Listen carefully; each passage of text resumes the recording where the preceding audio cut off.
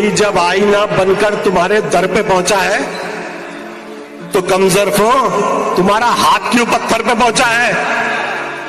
कोई जब आईना बनकर तुम्हारे दर पे पहुंचा है तो कमजोरफो तुम्हारा हाथ क्यों पत्थर पे पहुंचा है? और सुनो, जिस ताज को पाकर बहुत इतरा रहे हो तुम, हमारी ठोकरों से वो तुम्हारे सर पे पहुंचा है। दी है बात जो पर्दे में है वो बात भी खुल जाएगी।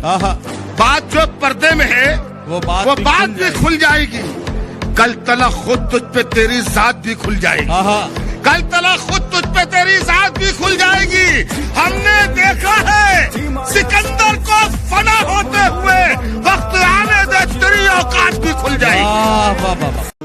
टूटेंगी तलवारें टकरा कर तुमसे, हो जाएंगे दुश्मन के तरकश खाली। टूटेंगी तलवारें टकरा कर तुमसे, हो जाएंगे दुश्मन के तरकश खाली। हर मैदाने जंग में तुम बेखौफ लड़ो, वक्त से पहले मौत नहीं आने वाली। बहुत अच्छे बाबा। 100 बार उतारे भी अगर कैंचुली अपनी, जो सांप से पैदा है सपोला ही रहेगा।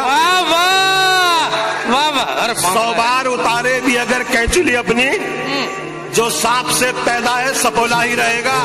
और दौलत से फकत जेब ही हो सकती है भारी, हल्का है अगर खून तो हल्का ही रहेगा।